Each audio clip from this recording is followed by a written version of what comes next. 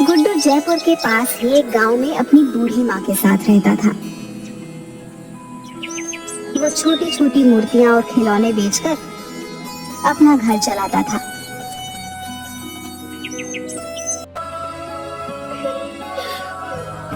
अरे माँ, क्या हुआ? तुम रो क्यों रही हो? बेटा, वो जमींदार आया था। तुम्हारे बाबा ने उससे कुछ 50,000 रुपए कर्जा लिया था। वो अब सूद समेत मिलाकर 1.5 लाख हो गया है। हम इतने पैसे कहाँ से लाएंगे बेटा? उसने बस 2 हफ्ते का वक्त दिया है, वरना ये घर खाली करना होगा। माँ, तुम रोना बंद करो, मैं कुछ करता हूँ। तुम फिक्र मत करो। गुड्डू परेशान सा पैसे जुगाड़ करने का रास्ता सोचते हुए बाहर निकल आता है। तभी घूमते हुए उसकी नजर एक बड़े से पोस्टर पर पड़ती है। 10 दिन बाद जयपुर शहर में मूर्तियों का एक एग्जीबिशन होने वाला था। उसे एक उम्मीद की किरण नजर आई।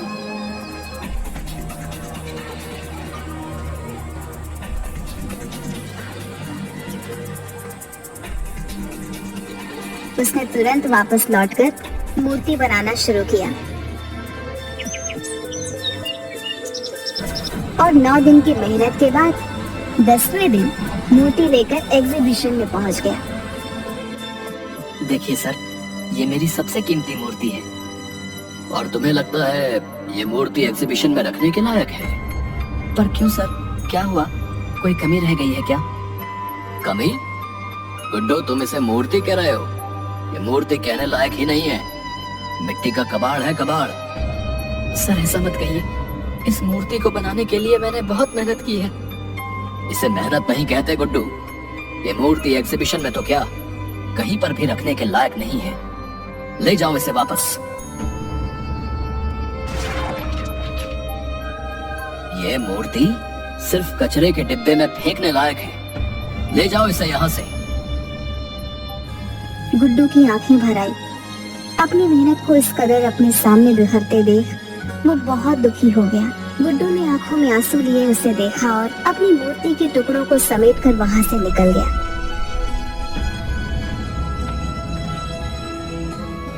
उसके जाने के बाद करण शिंदे खुद से ही बात करने लगता है। सपने हैसियत देखकर पूरे किए जाते हैं, और तुम्हारी इतनी हैसियत नहीं कि तुम इस एग्जीबिशन में अपनी मूर्ति रखो, समझे? चाहे कितनी ही खूबसूरत मूर्ति बना लो, गरीबी तुम्हें कभी ऊंचा उठने ही नहीं देगी, और मुझसे आगे तो तुम कभी नहीं निकल सकते। गुड्डू रोता हुआ बाहर चला जाता है और सोचने लगता है कि अब वो क्या करे। वो माँ से वादा करके आया था, वो पूरे पैसे लेकर आएगा। अब वो माँ को क्या जवाब देगा?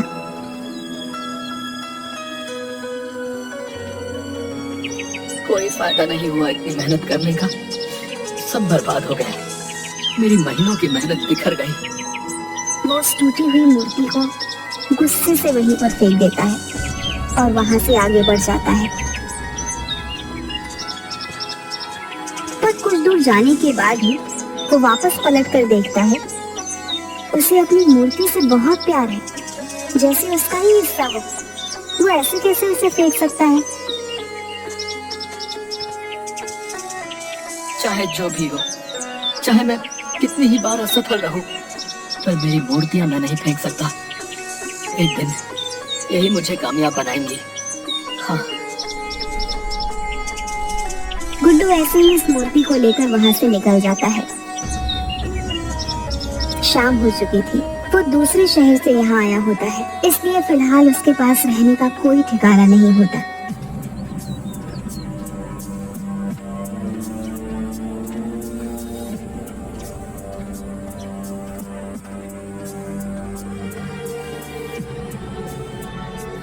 गुड्डू बहुत थक गया होता है, इसलिए वहीं बेंच पर पीठ लगाकर एक झपकी लेने लगता है। गुड्डू काफी देर तक सोता रहता है और फिर अचानक एक आवाज के साथ उठता है। कौन है? पर वहाँ कोई होता ही नहीं। अचानक गुड्डू की आंखें हैरान से बड़ी हो जाती हैं जब वह अपने सामने अपनी मूर्ति को देखता है। ये मूर्ति तो टूट गई थी, ये वापस ठीक कैसे हो गई? वो मूर्ति के पास जाता है और उसे छूकर देखने लगता है। ये तो सच में पूरी हो गई, पर ये हुआ कैसे? ये तो पूरी टूट गई थी। गुड्डू अच्छे से ऊपर से नीचे तक आगे से पीछे घूमकर उस मूर्ति को देखता है और फिर अचानक खुशी से उसकी आंखें चमक जाती है। ये तो चमत्कार हो गया, मेरी मूर्ति ठीक हो गई, मेरी मूर्ति।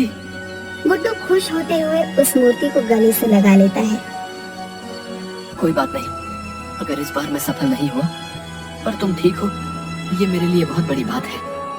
वैसे भी इस शहर में मैं किसी को नहीं जानता, तो आज यहाँ रुक जाता हूँ, सुबह होते ही चला जाऊंगा। गुड्डू उस मूर्ति को एक पेड़ के नीचे खड़ा करके एक दुकान पर कुछ खाने के लिए लेने चला जाता है। और थोड़ी देर बाद जब वो वापस आता है तो हैरान रह जाता है। मेरी मूर्ति कहाँ गई? यही तो थी मेरी मूर्ति, मेरी मूर्ति। गुड्डू वहीं खाने का सामान रख आसपास मूर्ति को ढूंढने लगता है और आसपास देखते हुए उसकी नजर पार्क के गेट पर चली जाती है, जहां मूर्ति के पास एक औरत खड़ी होती है जो ध्यान से मूर्ति को देख रही होती है।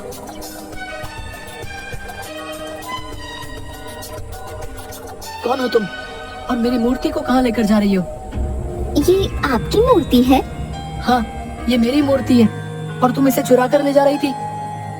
नहीं नहीं, मैं तो यहाँ से गुजर रही थी और इस मूर्ति को यहाँ देखा तो बस रुक गई। मेरा नाम मधु है। झूठ ऐसा बोलो जो पकड़ा ना जाए। ये मूर्ति मैंने पेड़ के नीचे रखी थी। पर मैंने तो इसे यहीं देखा, ये यहीं पर थी।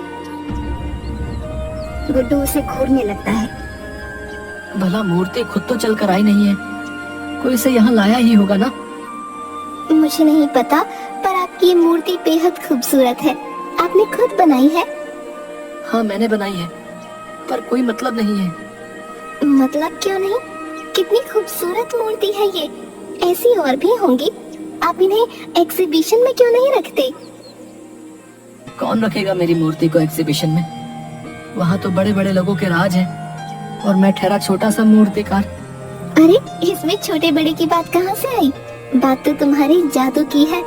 कितनी खूबसूरत मूर्ति है। तुम बहुत हुनरमंद हो। तुम्हारे हुनर में ऐसा जादू है कि मूर्ति बिल्कुल जीवित नजर आती है। हुनरमंद होने का क्या फायदा जब मैं कुछ कर ही नहीं सकता? हम गरीबों की मदद कौन करेगा? ऐसा क्यों बोल रहे हो? अगर तुम बुरा न मानो तो मैं कल होने वाले एग्जीबिशन में तुम्हारी मूर्ति को रखवाना चाहती हूँ। कल वाले एग्जीबिशन में?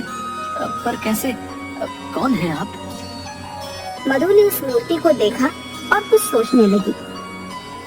मैं एक मूर्तिकार हूँ। सिर्फ मूर्ति ही नहीं बनाती, बल्कि उनकी भावनाओं को भी समझती हूँ। और कल ये मूर्ति एग्जीबिशन में जरूर रखी जाएगी।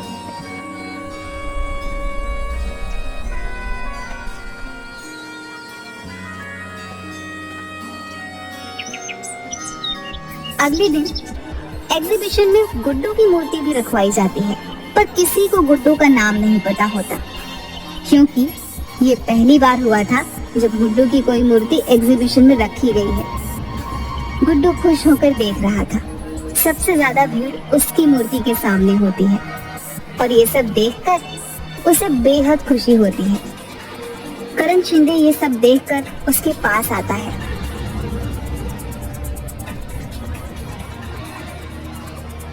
तुमसे कहा था ना, तुम एग्जीबिशन में मूर्ति नहीं रख सकते। फिर किसने रखवाई ये मूर्ति?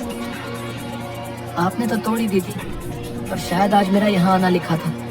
मेरी मूर्ति ठीक भी हो गई और मधु जी ने मेरी मूर्ति एग्जीबिशन में रखवा भी दी। मधु? ये कौन है? एक मूर्तिकार है, यहाँ एग्जीबिशन में है वो। शायद उनकी मूर्तियाँ भी हैं। यहाँ मधु नाम की कोई मूर्तिकारा नहीं है और ना ही उसकी कोई मूर्ति है। गुड्डू उसकी बात सुन हैरान रह जाता है। वो इधर उधर देखता है, पर मधु उसे कहीं नहीं दिखती। वो सारी मूर्तियों को भी देखता है, पर उसे कहीं पर भी मधु की मूर्ति नहीं मिलती। ये सब क्या हो रहा है? मधु नाम की कोई इंसान नहीं। फिर वो कौन थी जो कल मुझे मिली थी, जिसने मेरी मूर्ति यहाँ प्रदर्शनी में रखवाई? गुड्डू परेशान सा यहाँ वहाँ देख रहा था। तभी अचानक उसकी नजर अपनी मूर्ति पर चली गई। मूर्ति का मुस्कुराता हुआ चेहरा देख गुड्डू को याद आने लगा। अचानक उसकी टूटी हुई मूर्ति का जादुई तरीके से ठीक हो जाना, फिर मधु का उससे मिलना, मूर्ति का प्रदर्शनी में आना और अब मधु का गायब हो जाना। उसे याद आता है कि मूर्ति कल अपने आप पार्क के गेट के पास पहुंच गई थी। गुड्डू सारी कड़ियां जोड़ता है और उसे एहसास होता है कि उसकी मूर्ति तिलिस्मी हो गई थी। शायद ये उसकी मेहनत और लगन का नतीजा था। इसका मतलब ये सब मेरी मूर्ति ने किया है। ये तो चमत्कार है। गुड्डू खुश हो जाता है। इतने में एक आदमी उसके पास आता है। सुनिए, मेरा नाम यश पाटिल है। मुझे आपकी मूर्ति बेहद पसंद आई है। माफ कीजिएगा, ये मूर्ति बेचने के लिए नहीं है। ओह, तो क्या आप मेरे लिए ऐसे ही कोई खूबसूरत मूर्ति बना देंगे? मेरी पत्नी को मूर्तियों का बहुत शौक है जी। मैं आपको मुंह मांगी कीमत देने को तैयार हूँ। प्लीज मना मत कीजिएगा। हाँ जरूर, मैं आपके लिए मूर्ति बना दूंगा। गुड्डू को वहाँ कई लोग उस मूर्ति की कीमत लगाने को बोलते हैं, पर गुड्डू नहीं बताता। तो वहाँ खड़े कई लोगों ने खुद उसे मूर्ति बनाने को कहा था और मुंह मांगी कीमत में खरीदने को भी। गुड्डू ने खुश होकर सबको हाँ बोल दिया था और प्रदर्शनी खत्म करके बाहर आता है। तो वहाँ दो आदमी पहले से ही उसका इंतजार कर रहे थे। सर, हमने आज प्रदर्शनी में आपकी मूर्ति देखी, पर आपने कहा वो बेचने के लिए नहीं है। अगले महीने एक स्कल्पचर एग्जीबिशन होने वाला है। क्या आप उसके लिए मूर्ति बना सकते हैं? सर प्लीज मना मत कीजिएगा। जी जरूर, मैं ये काम जरूर करूंगा।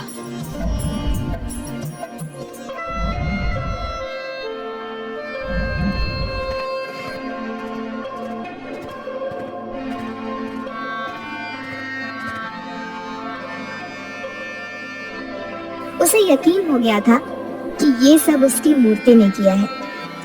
वो लोग 2 लाख रुपए एडवांस भी देते हैं, जिससे गुड्डू जमींदार के पैसे चुका देता है।